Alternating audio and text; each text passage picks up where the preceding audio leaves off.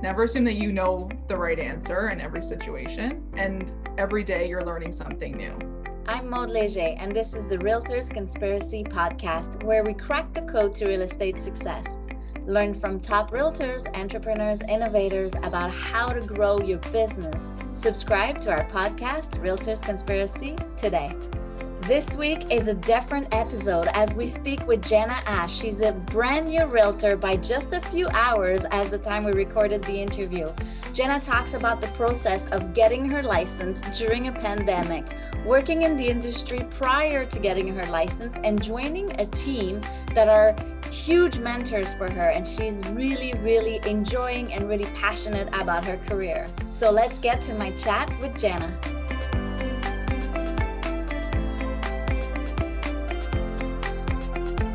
Jenna, welcome on the episode. You've just had your license for now just a couple hours as we're recording this today. Tell us, what was the process to get your license during a pandemic?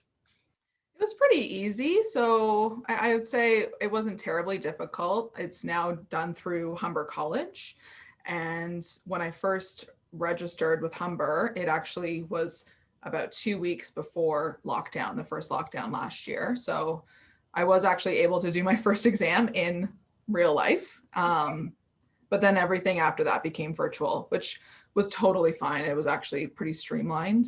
So it wasn't terribly difficult. Yeah. The only thing that I think the pandemic shifted for Humber specifically was they needed to make a big pivot with the testing. Mm-hmm. And so everything became a virtual, they called it a proctor track. There were delays with that. So I think a lot of people were frustrated that, you would finish course 2 and instead of just being able to write your exam in, a week, it could have been 3 to 4 weeks that you were delayed in order to move forward. Yeah. So that, I think that would have been the biggest obstacle for most people doing it last year. But other than that, it was fine. It wasn't too hard. Yeah, start to finish, you were able to do it within 1 year. I did it within a year. Yeah, I kept working, did it within 1 year. I took my time because of the exam process. I was not chancing, not passing it every single time, because if you failed it, your first go, it could be another 3 to 4 weeks. So to do your second try. Yeah, that's crazy. Yeah. And what made you decide to become a realtor? So many things. A lot of people know me from my past job, which was sort of my creative background. I was a florist for almost a decade.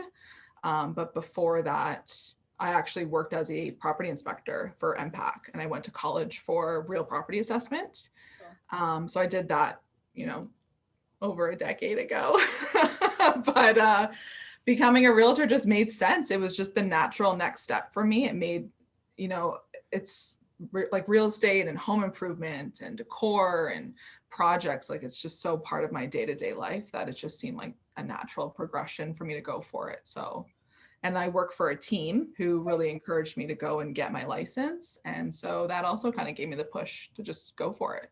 Just go and do it. Yeah. A lot of agents start on their own when they first started. You went with the team. What's the advantage? What are you getting out of it? Yeah, so I'm going with the team because I've worked for this particular team, the preferred pair out of Remax Escarpment. I've worked for them since 2019. And so I was able to learn from them, being behind the scenes. But now joining them as a team member really makes the most sense for me, because real estate, you really want to have a good support group. It is an individual career, but I think having some sort of network of people around you for mentoring and questions every single day, there's going to be something different that comes up. And so if you have a team with you, why not? I would much rather be a part of a team than do this on my own. It could get boring by yourself. So, right? True. Why not? Now. Yeah. Yeah. So you were working for MPAC, you had this college background, and then you joined Todd and Nikki years later. Why? Why did you choose to work for them? Yeah, good question. So I live in Milton, and it is a notoriously small town where everybody knows everyone. And a lot of my friends knew that I was looking to get back into real estate. I had been staging for years prior to that. And one of my girlfriends knew that Todd and Nikki were looking to have somebody join their team. And that's how we were connected. It was a friend of a friend.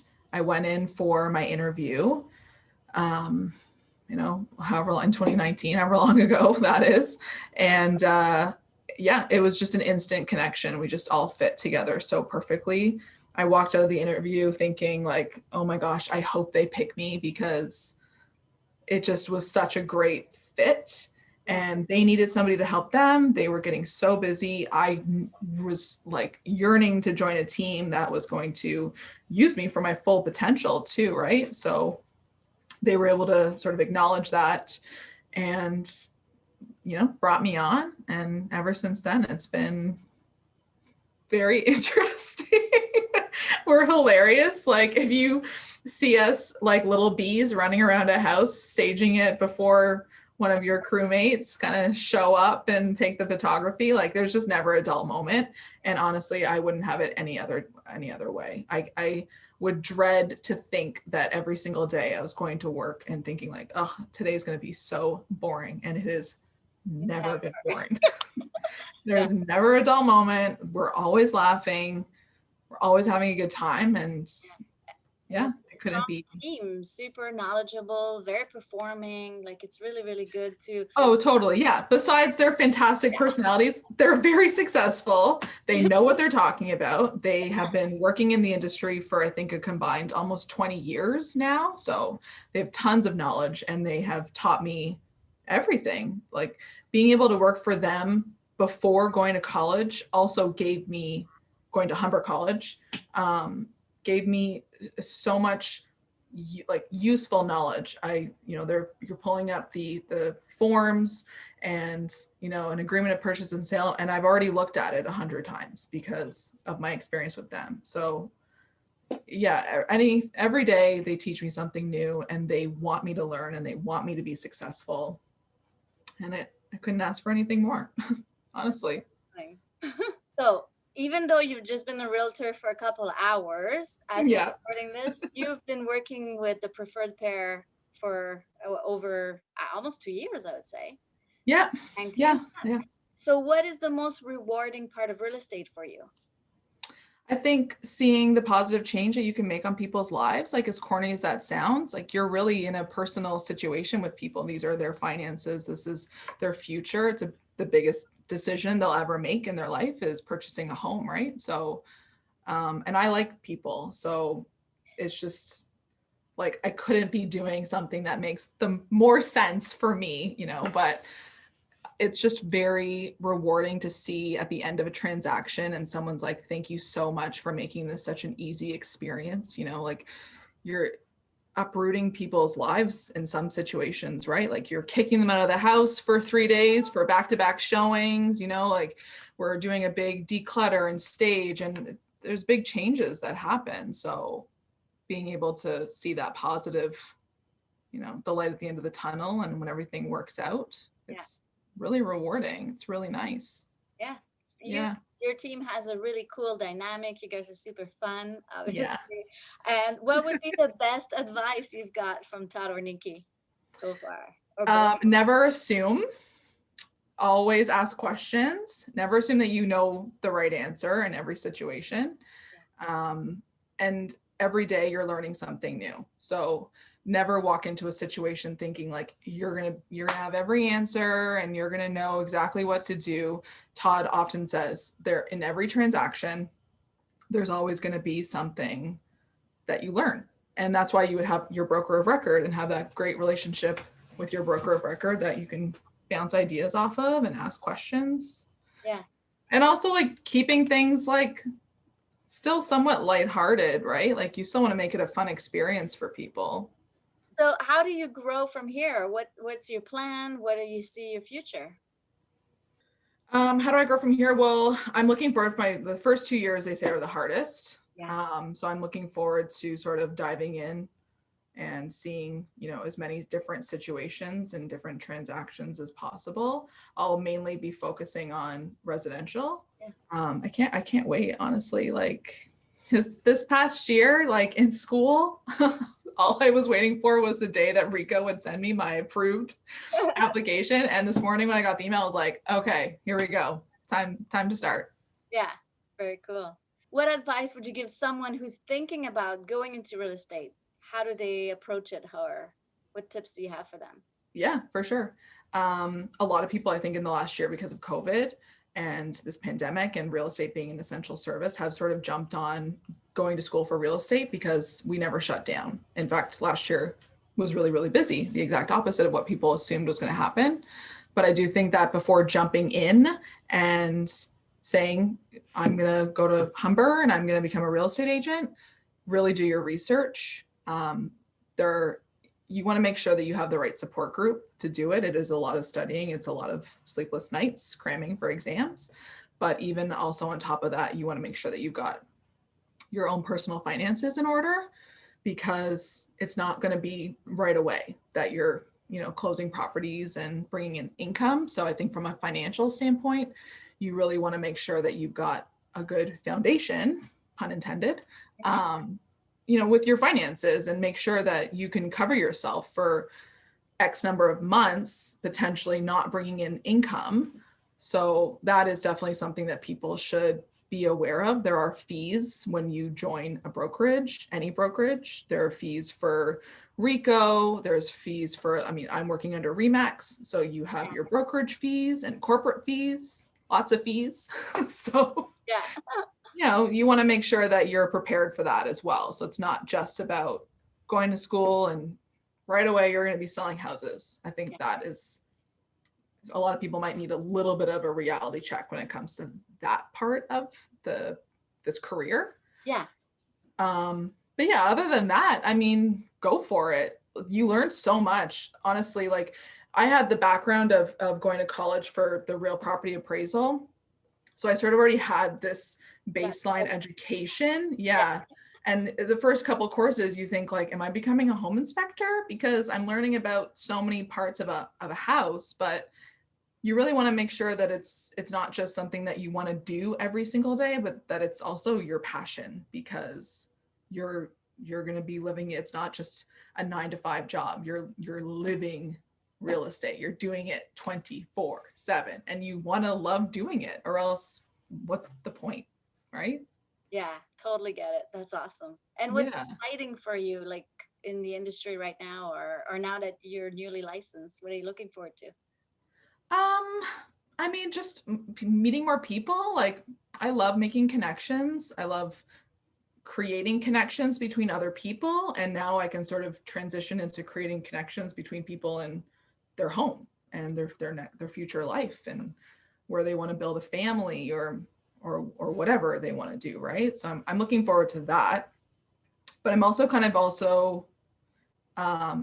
looking forward to seeing the sort of next generation purchasing real estate. I think there's been a really big generational shift with where the interest in real estate is. I think, decades ago, it might have just been like older generations looking to purchase properties, or, moving to the suburbs or whatever. But now with millennials and Gen Z, people are purchasing different kinds of property and maybe rehabbing them and not just gutting a house. So I'm kind of looking forward to being able to help out these young couples or friends purchasing cool wartime homes in Hamilton or Guelph, and seeing, them really take on projects and make their houses. I think there will be a shift with where people's interest in real estate is. Thank you. Thank you so much. Thanks for sharing all of this. I'm sure that will be super helpful for anyone thinking about it,